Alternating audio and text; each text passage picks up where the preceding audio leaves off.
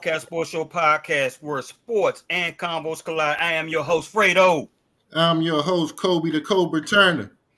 And look, ladies and gentlemen, we're down two tonight, but guess what? We plus one. We got special guests that's going to be rocking with us tonight, man. DC's own, man. He's a basketball savant.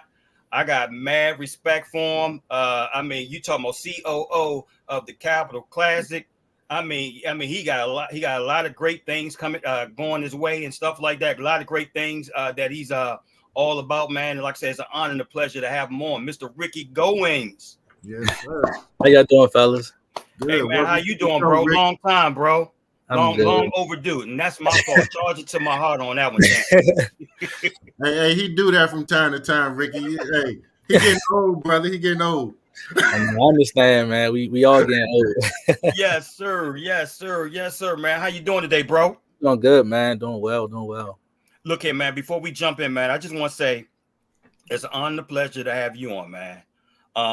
As it's already been noted, bro, I reached out to you and Kurt when I was all in your DMs, Kobe. Yeah. And like I said, but I guess what though, man, bro went on ahead and confirmed right away. I wanted them, you know what I'm saying? I wanted them at the same time and stuff like that, man. Because like I said, they had a popping podcast at that time as well, but it's all good, man. Like I said, I'm glad we got here and stuff like that, bro. And like I said, I know you got received some good news last week and stuff like that. And we're going to expound upon that later throughout the show and stuff like that. And we're going to have some fun, man. We're going to put you in the hot seat later on. So you might as well go ahead and get prepared for that. We're going to put you in the hottest of hot seats, bro. Mm-hmm. But look at it, man. Let's go ahead and dive in. Biggest influences, man, coming up, bro. Biggest influences. Man, you know, I always start out with my father, man. My father was a ball player, played Coolidge, played UDC. He introduced me to the game. And I would always say Nate Peak. He was Steve Francis' agent. That's actually my cousin. So He had me in the gym with Steve and Juan and them when I was like 13, 14 years old, not just working out with them, but also learning the business. You know, he was one of the first really influential black agents when you think back on it. Then I got to know my mom out there, you know, her work ethic, seeing her go to work every day to take care of me and my brother and my grandmom. You know, I had to, you know, I couldn't let her down in terms of, you know, trying to be different. Okay, so look, yeah, so you went to Coolidge, man. We about to jump into that. So you went to Coolidge, and like I said, I've seen some footage somewhere, whether you posted, whether somebody posted, man. Hey, man, you got a nice little game, man. You know what I'm saying?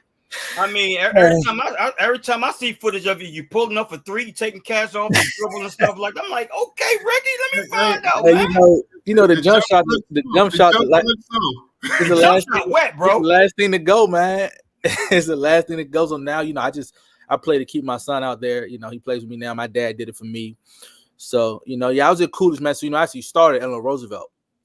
Wow. My freshman year. They won the state title that year, 2002. So Delonte and Eddie had just left. I came in as a freshman. The coach that recruited me in ended up not coaching JV that year. They brought another guy in. So I didn't get to play a whole lot. But the varsity ended up winning the state title.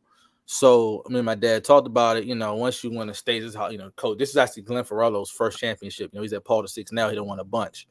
So, my dad was like, you know, let's play with me this summer. Let's see what happens. So I played with him everywhere. I don't know if you guys remember Simeon.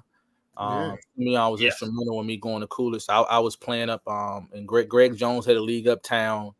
I was playing Marie Reed. I was doing all that at 14, 15 years old, playing against all those guys, David Hawkins, the Kurt Smiths, Greg Jones, and all of them. So that summer, my dad was like, you know, what you going to do? So I had a lot of schools interested in me. So I ended up going to Coolidge. And I only went there because he went there. And, you know, of course, the Frank Williams Center. So I got there, I made the varsity as a sophomore. Had my first 20-point game that year. Played Spur. You know, I played good to be a sophomore. I came back my junior year.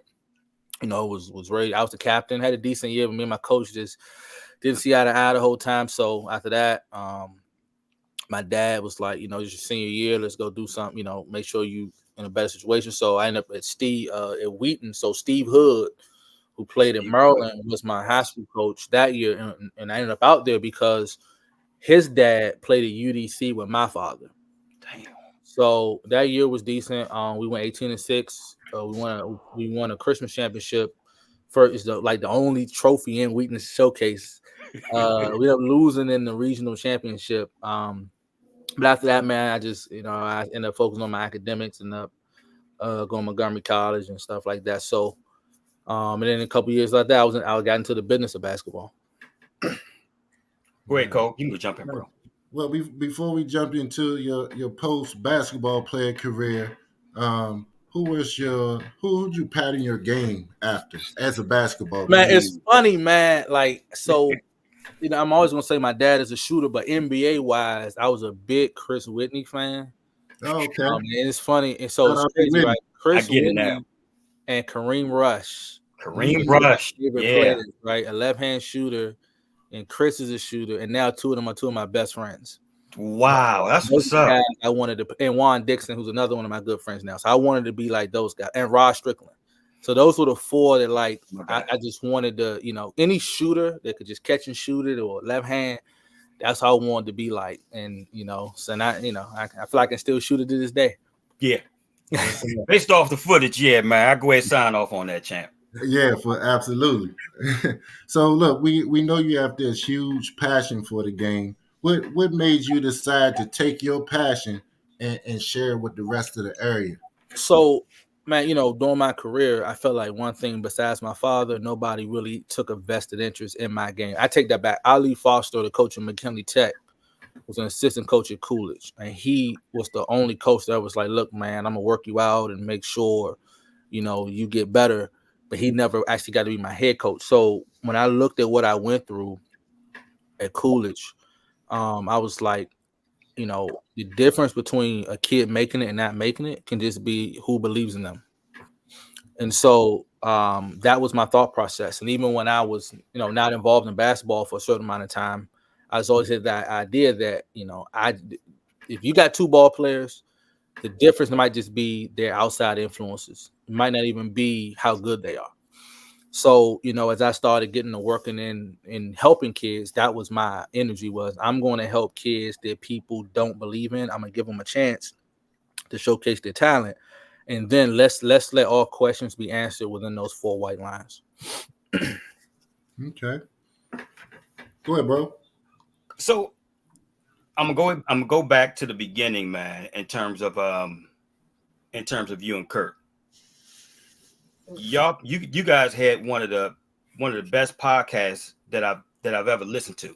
Although it was local or what have you, it was one of the I looked forward to listening to that podcast every Saturday night. Whether you guys supposed to start at 10, you started at 12, whatever. I was always up for it, bro. I was always up, man, because I knew, like I said, I knew it was gonna be something special, and you guys never let us down whatsoever, man. I appreciate that. But you and Kurt, man, the reason why we have this platform is actually because of you too. Oh wow. Yeah, and I mean, and that's just as real as it get, Ricky. You guys actually influenced us, you know what I'm saying, to create a platform. Obviously, we're different or what have you, but man, yeah, you guys influenced us. Was one of our biggest influences in terms of creating this platform, man. Your platform, it was real, it was organic, authentic, you know what I'm saying, and so much DC basketball tradition that I didn't even know about. You know what I'm saying? And it was just, like I said, it was just something to look forward to, man. Like I said, the guests that you guys brought on, but you yourself, man, I pay attention to you from afar, whether you probably didn't know it or not, man. Like I said, you're a basketball savant, man. And I love your perspective. It's different. You know what I'm saying? And it's something that when you sit back and think of it, I'm like, okay, you know what, man, you got a good point, man. I never thought about it from that perspective. Not on outside of basketball, just like I said, a lot of things in general that you speak and touch on and stuff like that, man. I definitely respect your perspective in all fronts and what have you, man. But how did that come about in terms of creating the Red Cup Hour, man? So, it's funny, man, like how one I want to say I appreciate your kind words, man. In the last 6 months, several people have told me and Kurt that we influenced their podcasts and their platforms. And just anytime anybody give you recognition or credit, man, it makes you it makes you feel like anything you did, just you didn't waste your time, right? So I really appreciate you saying that. But in terms of how it started, so I had got this idea. Well, when I had started to get back kind of into DC basketball, I had started doing something called the Why Not Us Project, which was these posts I did every day, recognizing a player from the area. They're still in my memory. Sometimes they pop up. And so from there, I got this idea. I want to do a documentary. And I wanted originally to do it on Charles Smith, but he wasn't ready yet. And then I ended up getting connected with Kurt. He was like, let's do it. So we ended up working on a trailer. The trailer's still on YouTube. We got like 15,000 views or something.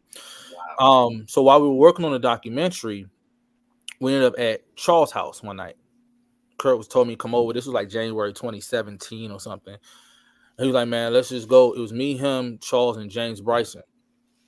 And he was like, man, let's go in the basement and go live.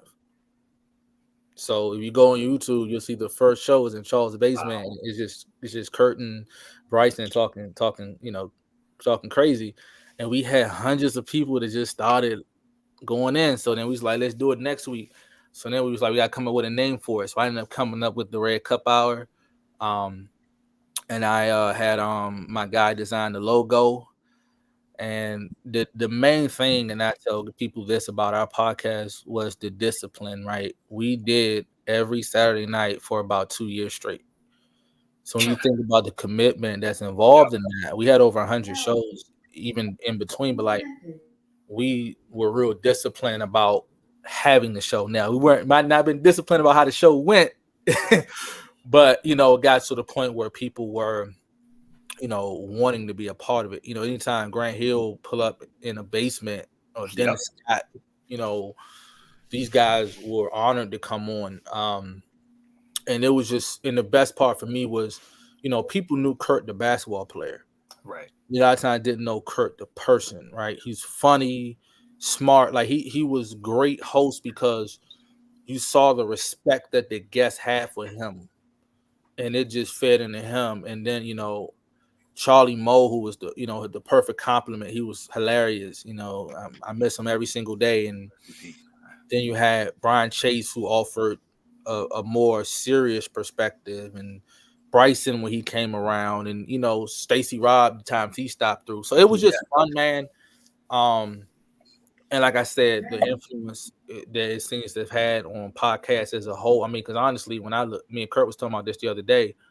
Wasn't too many sports podcasts like us anywhere before, in terms of it just being raw, live, uncut. No. I just, looking back on, I wish we had just disciplined ourselves a little more around the structure of the show. But it was an experience, man. I think we all became better because of it. Okay, hold up, man. You talking past tense like it's over. So it's over? We're not. You mean tell me we're not bringing back the Red Cup Hour, man? I haven't done a Red Cup show, I don't think, since 2019. Okay. I think Kurt did a couple after I did it, and I posted them to the Red Cup. I don't think we've had a recorded show since 2020. Charlie Moe passing was hard on us. And it was tough, man. That was the hard part for me, because you sometimes it's that person to just keep it all together with the, and Charlie Moe was that person. And I just think that, things kind of move on. A lot of people took the mantle. And it's great to see the influence. Me and Kurt still talk to this day. But I got a lot going on. He got a lot going on, and the Red Cup played a big part in me having a lot going on right now. Right. So I don't think you overstay your welcome. I don't think we overstayed. I think we were there for a time, and now a lot of people have taken that mantle from us, and it's great to see. That's what's up, man. So Ricky, speaking of, you have a lot going on. Can you talk to our viewers and listeners about the different leagues and projects that you have going on right now? I know you're juggling a lot of things at one time, but can you talk to our viewers about everything you got going on right now? Oh man, it's hard, man. I don't want to take up 2 hours. But nah, man, I've built leagues over the years. I know you guys probably remember the Legend Coalition, which was a popular league I did with Brian Chase, and then I started a separate brand because the Legend Coalition was exclusive, right, for high school players, and people were getting mad. Why can't we play? So I started the Next 5 brand, which was pretty much open for everybody, which I still operate until this day. COVID kind of, I had a semi-pro team for a while, Team Society.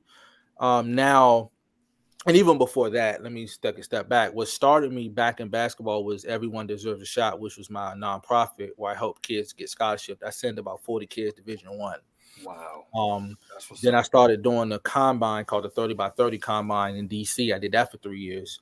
And now, so my projects now is mainly reestablishing the Capital Classic. It's one of the premier games in the country. We did a great job with it last year, and we're trying to do some bigger things this year. I ended up linking up with, because of my work with the Legend Coalition, that's kind of what brought me in with Kareem Rush on the Alumni Basketball League, which we're looking to grow around the country. We did the Georgetown, Maryland game. We did Georgetown, Syracuse. We did Maryland, West Virginia. So we've done 3 games, looking to expand on that. Because of the Alumni Basketball League, the Ricky Davis and his team of the UBL, which is the United Basketball League, brought me on. They are building one of the first, it's owned by a guy named Chris Allison and Ricky Davis. And it intrigued me because they're building like one of the first top-down ran minor leagues where you won't have like the ABA 50 franchises and this cheesy basketball. Like there's legit NBA guys involved. There's been a 8-figure raise in finances to make this league have legitimacy and stability. Brad Miller, for example, was one of the coaches. We have these ambassadors. So I was brought in to build kind of the scouting and recruiting department. So my vision is I want to give D2, D1 guys that might not get a chance to go overseas a chance, have somewhere to play and build a career. So it's I like what they're doing with that. And I'm about to start. I just got done coaching middle school. We won our championship. Yeah. That was big Atlanta time. Christian. Yeah, big time, man, to be able to win one with my son on the roster. So now I'm building a summer league for JV, middle school, and freshman teams. That because you have these varsity leagues and some kids aren't ready for that. So I'm trying to build a middle school JV league that is just as good from a social media standpoint and a marketing standpoint as the high school leagues. So those are my main projects right now. But it's a lot of work, man. It's a lot. And I work for the government during the daytime. So it's a lot of work, man. It's a lot of work. No, that's awesome. I actually got a 2-part question, but the first part is I know your son's focus is probably more on the athletic side right now, but how much involved do you have them on the business side to kind of like Man, my son, little Ricky, my oldest son, he's been in the trenches with me since he's been 2 years old. And then I always involve my daughter now. I've taught her how to do books and be able to run the table for a league. My younger son Ryan knows. I have a 10-year-old. He started to come around. So one thing I'm trying to teach them is, this is a tool, so you'll always have a resource to be able to make money. If you can do a books, if you can do a clock, if you can understand how to do brackets, like you can always make money in the game of basketball. And so, I don't force them into it. Is what stuff they want to do. I teach them. But main thing, my focus for them with this is networking. I want them to understand that who knows you, and this is what my dad told me a long time ago. The people that know you is how you're able to navigate in this world. So for them, it's that type of experience. Yeah. And obviously you're doing amazing things in the basketball world with all the projects you have going on now. I tip my hat to you. You're a young legend, and you're a humble guy. But I want you to go ahead and talk your shit because you definitely doing some things that that other people just not doing or maybe even can't do. But my question to you is if there was a dream project or a dream job that you have your eyes set on, what would it be? Oh man, that's a tough question, man. You know what? I don't know. Maybe to possibly I've considered they're creating these general manager positions with colleges around NIL. So to kind of back up, I helped the University of Maryland start their collective. I've advised I've advised other schools on it. So maybe if like a GM, general manager job for managing NIL within a school came open, That would be something that would entice me. But what I like to do, man, is I like to create things, build them, and kind of pass them off. So my goal is I got in NIL really early and learn how to navigate it. So that might be a job I would be intrigued by. But I'm more project focused. I like to build things and brand things and stuff like that. Yeah, you should be getting a phone call from the Wizards and build their ass because Thank you, bro. Thank you, that's bro. Or the NBA as a whole. I'm gonna give you a funny story about that. So I go to Vegas every year, just to network with NBA guys. So one thing with the Caliber Classic is we're gonna, and you guys are invited when to come, want credentials. I do an NBA practice on Thursday night where NBA scouts come out from all 30 teams. So I built a real good relationship with Ryan Blake. He is the director of scouting for the NBA. So every event you see where there's NBA scouts there, the Portman's camp, that's all him. And he's got to become a mentor to me. So funny is I'm sitting in Vegas, and I tweet stuff about the Wizards all the time. I love the Wizards, but I tweet funny stuff about them. I might say stuff like, the Wizards are about to wizard again, or I say stuff like that, right? So an executive from the Wizards, and I'm not going to say who it was, pulls me aside and says, "You got to watch what you tweet because we see it." And I was like, "Are you serious?" He said, "Yeah, because you're pretty connected. You're trying to do certain things. Just be careful what you say about the Wizards." Are you? wow. Oh my God! I actually had an NBA credential this year, so I was a credentialed quote unquote scout, Okay. and executive, somebody high up there in the Wizards pulled me aside and said, "We see your tweets." Okay, Ernie Grunfeld. Okay, I'm sorry. Yeah, that happened. Dang, man. I don't know, Ricky, man. I see bigger than the Wizards, man. You wouldn't accept a gig with the NBA front office or anything like that? Oh, I mean, this is something funny about that, right? So a lot of people don't realize a lot of the stuff in the NBA office is outsourced.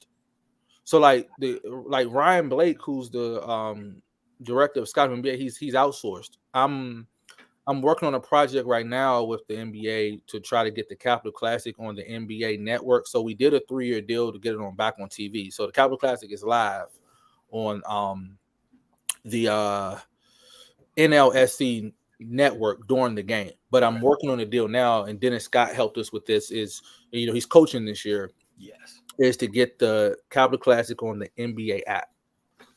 Well, like the NBA is not like these great positions paying all this money. It's not a lot of people. It's a few people doing a lot of stuff. And another thing about the NBA is it's hard work. Like when I'm out there in Vegas, these scouts are like, I mean, they're on the road sometimes weeks at a time, writing reports, and then you can't really mess up. It's very stressful working in the NBA. And most jobs are 1-year jobs. So you don't even have the job security. One reason that so many people go to Summer League is to either secure their job they need right now or secure the next job. A lot of people out there wearing credentials are unemployed.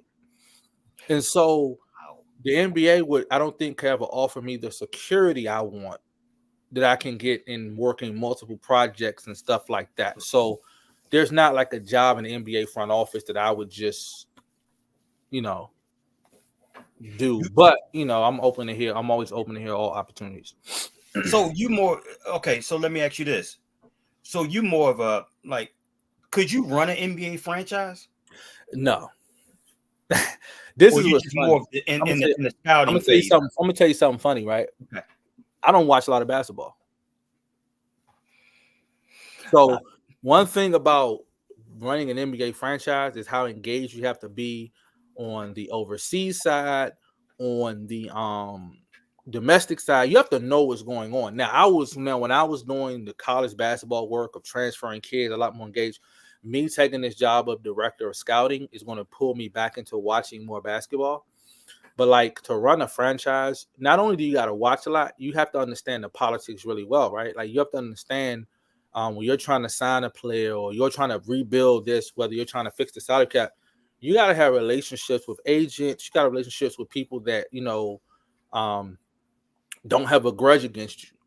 And I've seen how that kind of plays out. I don't know if that's a game I want to play at that level. I'm more of a guy where I like to get stuff done on my own and the people I trust to work with. Right. You know what I'm saying?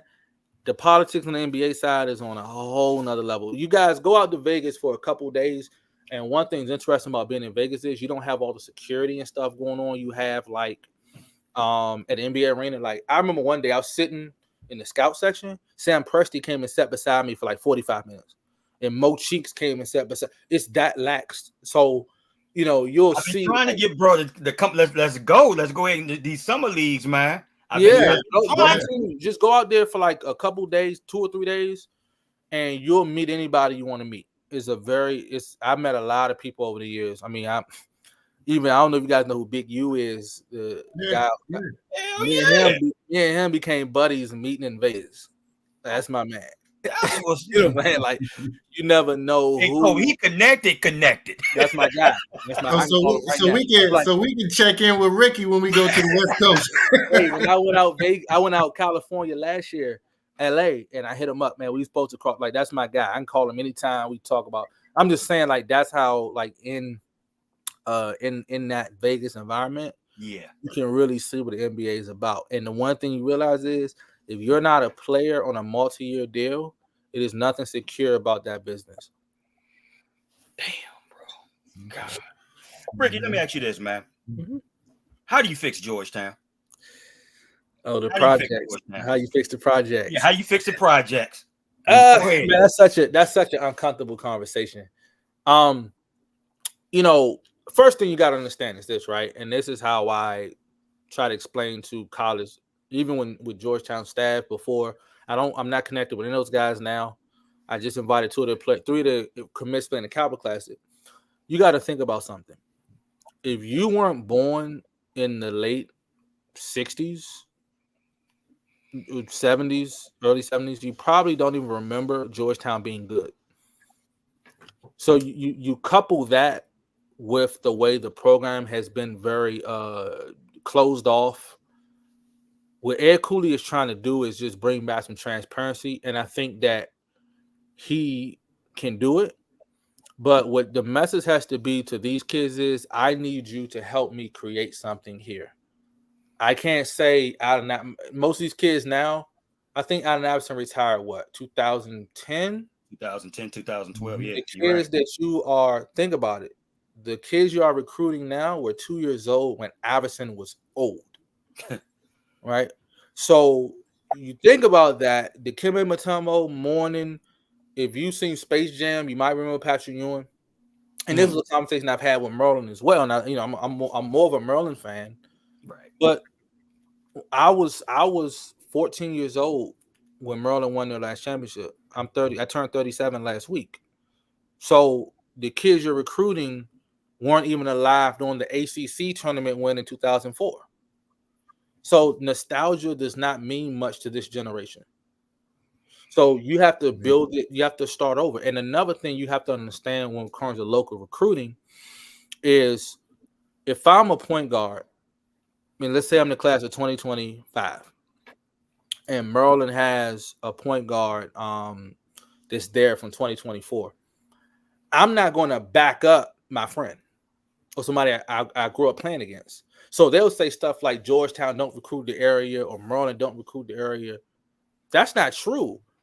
The kids are not willing to back up their friends. They'll back up a no-name point guard in New York and tell lies about how the politics. But it's hard to do that when your best friends, your hood is behind the bench and you're not getting the game. And they don't want to wait to play behind a guy they might have destroyed in AAU.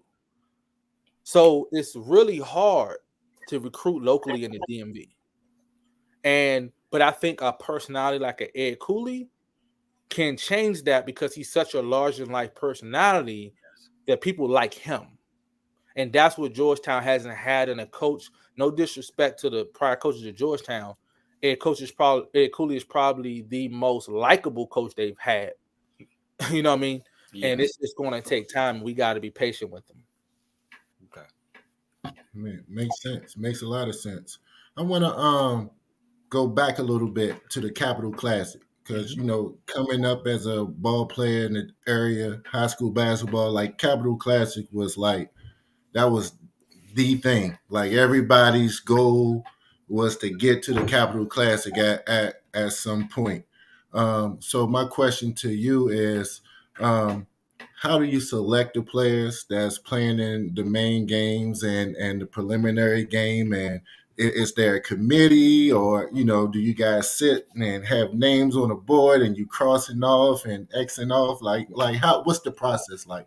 So, to be fully transparent, we don't really have a committee. Myself and there's the CEO Tom Doyle, the CFO Pete Diotis, and myself, and we kind of figure out selections based off what's based for the game. Now, let me start over. Let me back up to kind of fit what you're saying. So, the guy that created the Capital Classic, Bob Geegan. Okay. One thing he did was he also created a McDonald's game. So what he did was he petitioned the NCAA to say, wait a minute, you can only play in 2 games to keep your NCAA eligibility. So that was the McDonald's game, and typically everybody played in McDonald's and Capital Classic. Those are the 2 games that everybody played in. Fast forward to 2001, Michael Jordan becomes the president of the Wizards. He then starts sponsoring the Capital Classic, becomes the Jordan brand Capital Classic. Abe Pollin fires him. He takes the staff from the Capital Classic, goes to New York, and starts the Jordan brand game. So now you have a problem. You have the Capital Classic and you have the Jordan brand game. You can only play in 2 games. Before the owner died, now we fast forward 16 years, before the owner, the original founder died, he went back and petitioned the NCAA again and said, wait a minute, 2 games don't make sense. You play as many games as you want. So we have kind of used that window to say, wait a minute, now we can try to reestablish the game. The Jordan brand game no longer is this. There's a McDonald's game, then there's this Allen Iverson Classic. We're trying to get somewhere in between there. So what I tried to bring to the game was say, listen, we want to recruit players that are followed by local kids so that they'll buy tickets, and also establish a legacy component to the game. Because if you notice, a lot of NBA kids of NBA and celebrities are becoming better at basketball because of how suburban the games become. So, for example, we have Bill Bellamy's son who's playing. We have Master P's son who's playing. We have Dennis Scott's son who's playing. We have Gerard Mustafa's son, Atan Thomas' son, who are great basketball players. Mm-hmm. But for me, I'm like, okay, we can go after the top 20, 25 guys in the country, and we got a couple of them, but they're already playing a McDonald's game. They're playing the Iverson game. What difference can we make to reestablish this game? So that's my logic for the main game. For the preliminary game, 20 years ago, district, urban versus suburban made sense. Now, don't really make sense, right? So now I'm looking at private school all-stars versus public school all-stars. And so when we're looking at who to select, now for that game, okay, let's try to find some of the maybe guys that haven't signed for college yet, or some guys that may have been overlooked, or maybe some guys that just don't quite fit what we need for that big game roster. Let's expand into that. Okay. Hey, I have a guy that I wanted to put on your radar. This young kid named Tavares Riley. Yeah. So I want to hear something funny about that. His name has come up to me the last 2 days. So okay. I'm actually going to reach out to him today about one of the games. Yeah. I'm an assistant coach at the. Once we get off this interview, I'm actually reaching out to him. That's crazy, Kobe. Yeah. Well, hold on. Let me tell you about my guy then. But then again, I can't tell you about him because he's only a sophomore, man. Yeah. So yeah, it's a youngin, Rick, man, and I'm pretty sure you know because you're already plugged in, man. He plays for Alexandria City, formerly known as TC Williams, man. His name is Darius Bivens. Yeah. So his name got sent to me last week, but he's a youngin. Mm-hmm. I heard he's really good. Yeah, I know exactly who you're talking about. Yeah, I forgot who sent it, but I told him, for the Capital Class, you got to be a senior, but I know exactly who that is. Yeah, prototypical point guard. Oh my gosh, yeah. I can't wait for you to see him. But yeah, that's another subject for another day, man. Shout out Darius Bivens for that. So look here, bro. We're about to transition, man. We about to test your knowledge and in terms of anything. Kobe, did you have anything else before we go ahead and transition, bro? Oh no, let's get into it. Let's go ahead and get into it, man. Hey Rick, I want to know, or me and Kobe want to know your reaction to that Cam Newton scuffle at his 7-on-7 camp. Cam Newton is an outspoken guy, man. He's always been. They sure didn't whoop him though. I saw that. But he says it was on his mind. So in this era, everybody want to go viral. You gotta be careful what you say and do. But at least he ain't get whipped though. They can't say they whipped him. Now, what you got, Cole? Yeah. Oh, I was going to ask. So another hot topic that's been in the news for about, I guess, for the past week is AI made the comments that if he played in today's NBA game, he would average 43 points 43 points a game in today's game. Is that cap or no cap? And explain your answer. So I'm gonna look at this two ways, right? If you say AI is given the benefit of kind of growing up through what these kids grow up with, I think with its ability, sure. The difference with the game now is the game is driven by analytics, right? Okay. So analytics pretty much teaches probability and efficiency. What's the best shot to take? When is the best time to take it? Those are pretty much like how the NBA is governed. Allen Iverson, as good as he was one of the most inefficient players ever to play. You cannot just like Brown Windhorse, Kobe. You cannot go 16 for 43 anymore. You can't. That was okay back then. So that, but I'm saying that if AI grew up under the circumstance in which these kids do, he would have been Kyrie Irving times 20. Wow. But I feel like what he did, you go look at the NBA right now. Nobody is shooting 14 for 38, and they're the best player on their team. It's not because like that's not a thing. It's like the game is geared toward efficiency. Even Kobe, I would say the same thing for Kobe, Jordan, all those guys. Like efficiency is what puts the ball in your hands in 2024. It's okay, but let me ask you formula. Let me throw this back at you though, Ricky. Okay, but the defense was way tougher back then when AI played. But I would throw back at you, the skill set on offense is way better. Go look. It's documented, right? Like look at the separation in those, like just the way the game is played now, because the game is kind of created in a lab, right? Like I respect guys that taught themselves the game on the playground and was to bring that to the NBA. That's just not a thing anymore. Like I think sometimes the bridge between the older generation and the younger generation, just understanding what's going on now. Basketball is played in a lab now. It's not played outside. Any shot you see a player make, they have practiced 1,000 times with a trainer. That's not what Jordan and them were doing. So I respect what they did, because Kobe was in the gym by himself perfecting his craft. Right. That's not what SGA is doing. He has a trainer that works him on a specific move at a specific time in a specific situation, and it's charted. They're looking at what spot on the floor is he most efficient? Can he get there? The game is totally orchestrated differently than that.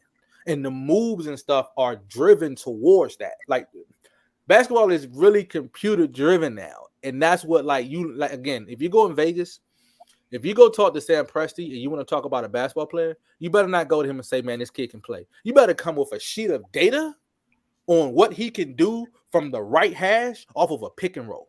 Because he's analytical driven, isn't he? And because of how successful he's been with it, the rest of the NBA has taken it. So that's why I'm like, it's hard. You really can't compare the two. It's a different league now. Now, in terms of defense, I think part of that plays into the entertainment value of them wanting to be. Because remember, people watching NBA games for 48 minutes now has gone down.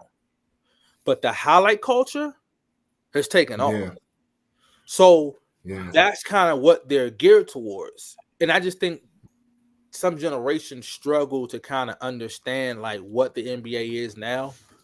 They have a $9 billion TV deal that they're going to protect at all costs. And it's the casual fans that provide that, not the diehards like us. We're going to watch no matter what. Rick, what's wrong with Jordan Poole? Right. He's not playing with Steph and Clay no more. It's easy when ain't nobody guarding you. I mean, I could be a third wheel to Steph and Clay. Yeah. You put that ball in your hand now the defense is designed to again, right? This goes back to scouting reports. Everybody knows what to do to Jordan Poole. It's one thing when they're scouting you as the third option, when they're pretty much saying if Jordan Poole beats us, we're okay, as opposed to now we're going to stop Jordan Poole. Let me tell you a quick story about how this works. Go ahead, bro. So A buddy of mine that worked for the Charlotte Hornets at the time was telling me about this with the playoffs, right? Y'all remember that year that Otto Porter shot like 50% from three or something? Yep. I remember that. That's Yes. what he said. He said, the way you played on a regular season, you say, okay, you know what? We're going to kind of let like John Wall and Bradley Beal do what they do. During the playoffs, the only way the Wizards are going to beat us is if Otto Porter beats us. Wow. So now Otto Porter goes from, well, I'm just going to make these shots till now. If you don't make them, you're going to lose because we're not going to let John and Bradley Beal do everything they normally do. And that's how like stuff is looked at. So Jordan Poole goes from, well, I'm playing off Steph and Clay to now we're game planning to stop you. And everybody's not ready for that. But I think I will say this about him. Put him on another team with a second or third option. I think he's fine. You think it's fine? But you know what? They've been doing that for years in the league. You know, come playoff time, that third option or fourth option that was cooking all season long, they take you right out the mix in the playoffs. What they do is they put the pressure on you to say that you gotta perform for your team to win. Because we're going to make sure John Wall's inefficient. We're going to make sure Bradley Beal's inefficient. You got to shoot the same 50% in the playoffs you shot in the regular season, and that's hard to replicate. Yeah, I saw it happen to James Harden when he was in Oklahoma City. You know, in the playoffs, and they put a lot of pressure on him to. Yeah, they put a lot of pressure on him to perform, and he didn't get it done. I mean, I even seen it happen to 3D way back in the day when the Bulls played against Orlando. Yep. You know, so yeah, they've been doing it for quite a bit. Yeah, it's different, man. The regular is different when the game plan is about you. Wow. Yeah. Okay, Rick, let me ask you this right here. Who's the most dangerous NBA teams in the Eastern Western Conference nobody wants to play in the playoffs? I think in the West is easy as LA. I don't think nobody wants to see LeBron when it matters because anything can happen. Fred don't like that answer. He's trying to keep a straight face. I'm just saying. I mean, he don't like it though. Lakers had no business in the Eastern Conference in the West Conference Finals last year, and they got there. So that's the team. When you're asking me who people don't want to play, right. I'm not saying they're the best team. I'm saying the matchup where you like, I really don't want to, because you just don't know how good LeBron, and that's not to say LeBron or AD can become in the playoffs. The East is interesting, man. I mean, you know. I would say if it's a team that people don't want to play, I would say it's New York. I'm going to say that because when you got a player like Jalen Brunson that playing at the level he's playing at, and he's able to elevate his teammates. Yes. And now you're Philly or you're Milwaukee, and you're not having a series you need to have. New York is that kind of scrappy team. Kind of like that New York team in 99. They went to the finals with Sprewell and them. Grind you to death. They're going to grind you out. And I think teams like that in the playoffs, and this is funny, me coaching my middle school team, going in the playoffs, we beat the teams in playoffs, both of them, one by 30, one by 20. I said, but the playoffs is just different, right? I don't know if you guys saw last night, Dunbar got Friendship Tech. Like, that's probably the biggest upset in the area this year. Friendship Tech everybody's waiting on the Friendship Tech Wilson game because that was going to be the game of DC Public School. And Dunbar went in Friendship Tech and got him out of there. You just never know about the playoffs. So you're trying to figure out the matchup that scares you the least. All right, let me ask you this, bro. Bienemy to UCLA. I know you posted something a couple of weeks ago. You was talking about Bienemy in terms of, done wrong and stuff like that. I just put this out there in the atmosphere, man. So I want to get your perspective on it. So my opinion on Bienemy is a little different than everybody else's because I'm not one of those guys that say because a guy's a good offense coordinator, he should be a head coach. I've never been one of them guys. I think that being a head coach is more about being a good manager than being hands-on. In a lot of businesses, assistant managers don't work out. But I don't necessarily mean because he came to Washington and didn't win that he's not qualified. But the problem I have with NFL guys going to college is they forget that it's not about how good of a coach you are. It's how good of a recruiter you are. So he could do some really good things on paper at UCLA, but if he can't get the players he needs, like he's not going to get better players than USC necessarily. and now they're in the Big Ten. You So know, he got now recruited against Michigan State and Ohio State. I don't know how that's going to go for him, but that don't mean he's a bad coach. Because even Chip Kelly, like since he's going back to college, like wasn't necessarily great for him. Like recruiting is hard, and so I don't know how good of a recruiter he is. We're gonna see. Okay. Yeah. Hey Ricky, how would you fix the NBA All-Star game and the dunk contest? There's no fixing the All-Star game. Those guys don't want to play. They have no incentive to play. Yeah. There's no reason for them to play. It's not even enough money you can really even pay them to play. Because all it takes is one twisted ankle, right? And now that they have that rule where if you only play 60 games or something, you can't win an award or 59 games or something. It's no incentive in this generation for All-Star games almost at all on that level. The dunk contest, I think the way to fix it, the NBA will never do. The NBA wants every person that competes in the dunk contest to be affiliated with an NBA franchise. The best dunkers are not affiliated with NBA franchise. They're never going to allow anybody outside of their brand to really participate in their events. So what they need to do to fix it, not going to do. So it'll go away again probably. So, okay, going back to what you said in terms of there's no incentive. So you mean tell me if the NBA couldn't come up with, in terms of, hey, okay, the winner of the West versus West All-Star game would have you get like home court advantage or something like that. So baseball does that. Yeah. Then the players don't like it because it's like, how does some guys that have nothing to do with this get to impact where home field advantage is? It just doesn't. Not enough people care about that either. It's just with the amount of money being paid in sports right now, the incentive to just play for the love of the game, as much as you got, they would rather be with their trainers for this weekend. I think the NFL did a good thing with. I will say this. I like what they did with the rookie game, the tournament style. Something like that could work where you split it into 4 teams and then they play each other. I liked what they did with that rookie competition. That was really, I think that's something that could go in the right direction, but a straight up all-star game, 4 quarters, I can potentially twist my ankle. I'm just not going to take it serious. No US versus the world. Even then, right? Like the guys just don't care enough. It's not enough of an incentive to do it. Now, again, right? You break it down and make it a tournament style, shorter games. Like, did y'all watch the little rookie thing they did? Yes. That was really cool. It was. I think that's more that to me, figuring out something around that scale with the target score would be way more impactful than what they're doing right now. 200 points in the All-Star game is insane. Okay. What you got, Cole? I like the US versus the world thing, but my only concern would be the US guys. But if you know anything about the international guys, they take representing their country serious. When I played overseas and whenever they got a chance to represent their flag, they going all out. I don't care. Until America gets beat, the guys here don't even want to play in the Olympics.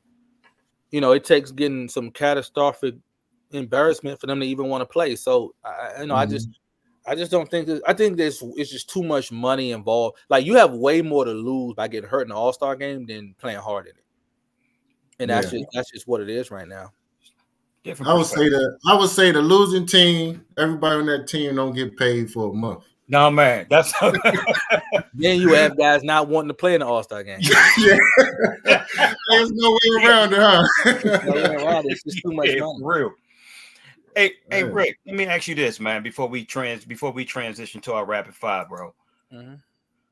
Is college overrated? Do you mean playing in college? This is not even basketball. This is just not even in life. Just in general. No, I'm a advocate for education. I think that the idea that everybody can succeed in college is not necessarily true. That's a little overstated.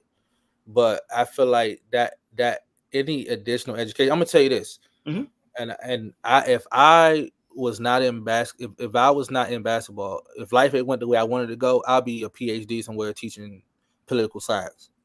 Right? I'm a big advocate of education. But the way college has been made into a business, the online and all this and all that, I'm not big on that because to me it's about a passion. Like, what do you want to learn about? But if you want to get a job, you need a degree sometimes. So I won't say it's overrated, but I would say like the idea that everybody can succeed in it is overstated, if that makes sense. What you say about that, Cole?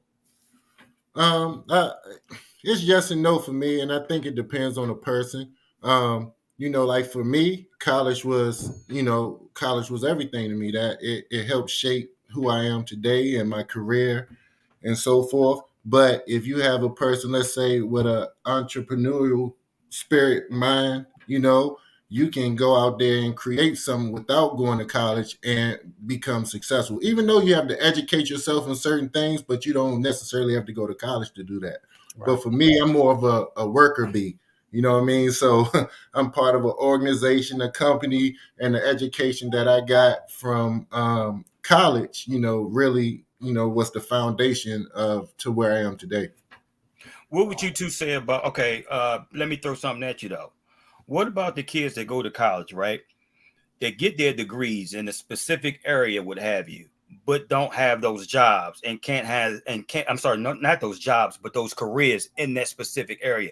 We got a lot of kids, a lot of graduates that are not specializing from a career standpoint in terms of what their degree is. So my daytime job, I'm a workforce development specialist for DC government. That's really what I do on a daily basis. The problem becomes, number one, and this is offensive to people, but where you go to college matters. It matters.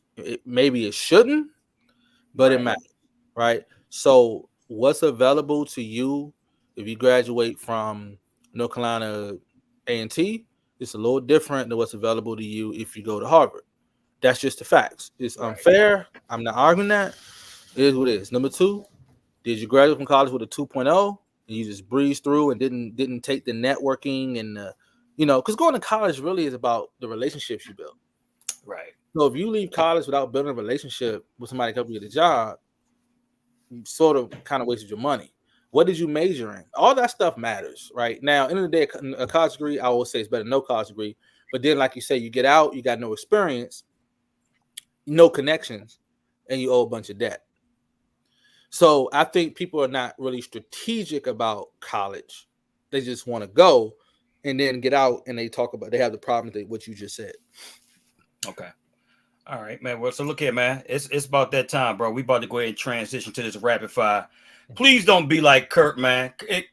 Between Kurt and Bill, man, it took him about an hour to answer these. So Kurt don't like being on the spot, yo. But he loves. Oh my gosh. Okay, so yeah, we're gonna test your gangster on this, man. Best player in the NBA right now. Greek freak. 3 words to describe you. A very serious person. First celebrity crush. Man, I'm gonna just say Nia Long. Fun fact no one knows about you. My favorite hobby is fishing. Favorite athlete. LeBron. Favorite hip hop artist. Scarface. Sign, feature, or drop. Biggie, Jay-Z, Tupac. I'm signing Tupac, featuring Biggie, got drop Jay-Z. All right. Start, bench, cut. Michael Jordan, Kobe Bryant, LeBron James. LeBron, benching Jordan, cutting Kobe. You hear this, ladies and gentlemen? You hear this bullshit, ladies and gentlemen? Oh my God. There was bullshit about it, bro. That was an on point answer. Hey, look, he went through this rapid fire smooth with it. This is the best rapid fire I ever seen anybody go through. He didn't have no sweat on his forehead, nothing. Nah, nothing, man. And I ain't even finished yet. So I got one word association. Kurt Smith. Legend. Stacey Robinson. The GOAT. Greg Jones. Ball handler. Daryl Prue. Silky Smooth. Dennis Scott. Shooter. Charlie Moe. Ah, man. Score. And this is the last. Your life is on the line. Your life is on the line. And you need these 10 players to save your life. And these 10 players that you about to name is from the DC area or DMV, however you want to name it. They did not play in the NBA. I need you to name these 10 players. No NBA? No NBA. Nah, you're not gonna take the easy way out, brother. Oh Lord. 10 players from the DMV. I need you to name 10 players from the DMV or strictly DC, however you want to do it, to save your life. These are your favorite players, but these players, your life is on the line, and these players are going to save you. So that means you think very highly of them from a skill standpoint, player standpoint, however. Let's go. We're gonna go Kurt Smith, Stacey Robinson, Ducky Vaughn, Henry Hall. Gotta go Michael Graham. My father always on my list. I think non-NBA is hard in this area, yo. I'm gonna go with Steve Hood, my coach. It's getting hard with the non-NBA. Hold on. I got three more left, right? Three more. I always go with my man Chris Howard. Played it friendly. That's my man. Yeah. 2 more, right? Mm-hmm. Nice. 2 more. Ray Brewer. That's my dog. Played the Roosevelt. And Steve Harley. Okay. Hey, my dad. You went through that. You passed that. But it's hard with DMV with no NBA because a lot of players, they might have played it like a little bit in the NBA. You know what I'm saying? Right. So it was hard. You went through that like it was nothing. You try to make it harder for him because this is the first time you ask somebody to know NBA players. I did, bro. I did, man. I did. that tells you how much I think of him, man. You know what I'm saying? From a like I said, from a basketball standpoint. So I wanted to trick him a little bit, man. Yeah. Before we end the show, bro. Like I said, we had a legend. That was senselessly killed a couple of weeks ago. You know what I'm saying? Andrew Washington, better known as SpongeBob, man. And you know what I'm saying? I just want you to give your thoughts, you know what I'm saying, in terms of him as the person and as a player. Man, Sponge was a good dude, man. He had his ways like everybody else did. He played hard. He helped me get started because he showed up to everything I did. I recently did a story on Channel 9 where they interviewed me about him. And it's just, he cared about he was passionate about the game of basketball. That's unfortunate. I know, unfortunately, the guy that killed him played AAU with me. And they were friends, and it's just unfortunate. It's, I feel bad for his family, but he won't be forgotten. I tell you that his impact won't be forgotten. And I know he's a big part of my story as to do things in this area, and I'll always remember him for that. Yeah, man. And what's it? Just to bring a little lighter to it. What's your favorite SpongeBob story? Your favorite memory of SpongeBob? Man, it's hard, man. I think my favorite memory of him was him going up New Jersey and winning that money, that $25,000 101. Because at that time he wasn't in the best shape. He went in hostile territory. Yeah. And he got that money. My second thing will always be the Legend Coalition Championship in 2018 because Montgomery College was undefeated. And Friendly only had like 6 people. He had like 17 points in that game. I still got the footage on YouTube. That was one of my favorite moments of him. Awesome. Wow. Rest in peace, Sponge. Yeah, rest in peace, Sponge. The funeral was tomorrow, by the way. Okay. Well, look, bro. It was an honor and a pleasure, man. It was an absolute honor and a pleasure, man. I'm glad that we got to a point where we got this done, man. Hopefully sometime in the future, man, we get you in the studio as well, man, from an intimate standpoint and what have you. But yeah, man, it was long overdue, bro. Like I said, man, we have the utmost respect for you, bro. You got a lot of great things going on, bro. Anytime you need us to plug anything or anything that you need us to do, or you know what I'm saying, just let us know, man. I appreciate that, man. You know, we just want to get people out to that Capitol Classic, man. And like I said, you guys just email me. I have credentials for both of you for the weekend, for the Thursday, Friday, Saturday. Just let me know what you guys need. For sure, man. All right, get us on out of here, big bro. This is the No Cap Sports Show podcast with Ricky Going. We appreciate you joining us and supporting us as always. Continue to view, continue to listen, and we're going to keep bringing the heat and keep bringing awesome guests like Ricky Goins on the show each and every time. Thank you. Peace. Good night. Good night. Happy birthday, Mills Lane. No Cap Sports Show, where sports and combos collide.